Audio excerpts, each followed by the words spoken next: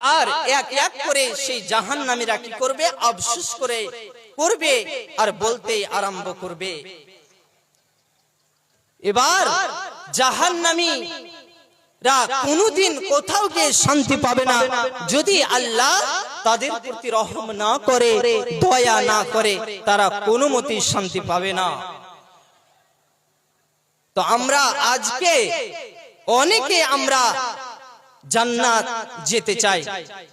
এর দলিল ক্বালা রাসূলুল্লাহ সাল্লাল্লাহু আলাইহি ওয়াসাল্লাম মা রাআইতু মিসলান নারি নামা হারিবুহা ওয়া মিসলাল জান্নাতি নামা তালিবুহা।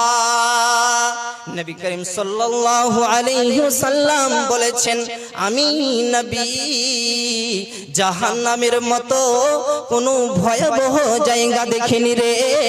অর্থাৎ এই ভয়াবহ জায়গা, এই জাহান্নাম থেকে যারা বাঁচতে চায় তারা কি করছে? যেন ঘুমাচ্ছে।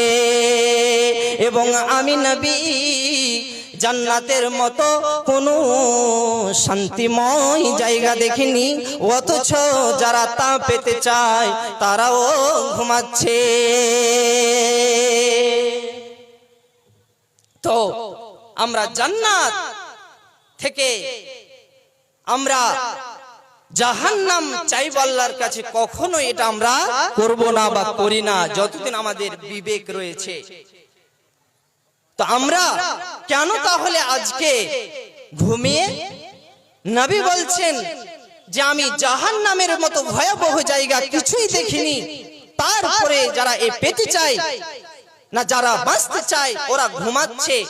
তো আমরা জাহান্নাম থেকে বাঁচতে চাই, তো জাহান্নাম থেকে বাঁচতে হলে আমাদের করণীয় কি সেটার দিকে আমরা কেন ধাবিত হই না? কেন আমাদের এত অলসতা? কেন আমাদের এত অলসতা নিয়ে আমরা জীবন যাপন করছি? অবশ্যই জাহান্নাম থেকে বাঁচতে গেলে অলসতা করে হবে না। আল্লাহর কোরআনকে, নবীর বাণীকে আমাকে আপনাকে অগ্রাধিকার দিতে হবে, প্রাধান্য দিয়ে নিজের জীবনটাকে, নিজের আত্মাটাকে জাহান্নাম থেকে বাঁচিয়ে নেওয়ার নামই হচ্ছে প্রকৃত ঈমানদার ব্যক্তি। এবং যারা জান্নাত পেতে চায় তারাও ঘুমাচ্ছে। অর্থাৎ আমরা সকলেই জান্নাত যেতে চাই, অতএব আমরা আজকে ঘুমাচ্ছি, আল্লাহর কাছে জান্নাতের আশা করছি, তারপরে পরে আমরা জান্নাতের কাজ করি না। হয়তো 100% এর মধ্যে আমরা 40% করি, 60% লোক আল্লাহর কাছে জান্নাত চায় কিন্তু জান্নাতের কাজ তারা করে না। এই তো আমাদের অলসতা, এই তো আমাদের গাফিল আমরা মুসলমান, যে আমরা চাইবো জান্নাত আবার জান্নাতের কাজ করব না। তো আল্লাহ কি অতই অবুঝ যে আল্লাহ তোমাকে জান্নাত দিয়ে দিবে? না। তো যেটা কথা বললাম, নাউজুবিল্লাহি মিন জালিক, ওটা কোনোদিন হবে না। আল্লাহ সমস্ত পৃথিবীর মালিক, তিনি হচ্ছে রব। আর এই রব আপনাকে খাদ্য দেই, এই রব আপনি মাঠে গিয়ে একটি বীজ আপনি গেড়ে দিয়ে চলে আসেন, আল্লাহকে বলেন না রব্বুল আলামিন আমি জানো সেই মাঠের মধ্যে একটি বীজ গেড়ে দিয়ে চলে এসেছি, আমি জানো 10 বিঘা যেন ভুট্টার বীজ যেন আমি জমিনে রেখে চলে এসেছি। রব্বুল আলামিন গো, তুমি আমার গাছগুলোকে জানো তুমি ভালো মতো বের করে দাও আল্লাহ, এ থেকে আল্লাহ তুমি আমাকে ভালো রোজগারের ব্যবস্থা করে দাও। এই কথা আমরা কোনোদিন আল্লাহকে বলি না, 20% অনেক পার্সেন্ট লোক। কিন্তু আল্লাহ রব্বুল আলামিন বীজ থেকে আপনার গাছে পরিণত করে দেয়, গাছ থেকে আপনার যেন আপনার জঞ্জরাতে পরিণত করে দেয়। আপনি এই জঞ্জরাগুলোকে, এই ভুট্টাগুলোকে আপনি বাজারে যে বিক্রি করেন, আপনি যেন টাকা গুনে থাকেন।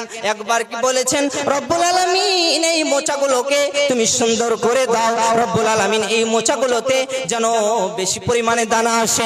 একবার আমরা বলি না, কিন্তু তারপরেও রব্বুল আলামিন এমনটা আমাদেরকে দিয়ে থাকে। এরই নাম হচ্ছে রব।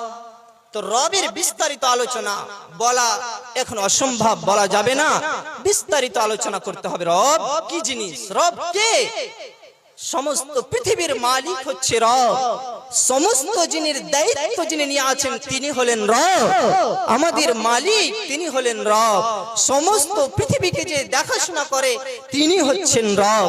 তারপরেও আমরা সেই রবকে আমরা চিনি না। এত দিক দিয়ে আল্লাহ আমাদেরকে সব পরিপূর্ণ নিয়ামত দিয়েছেন। তা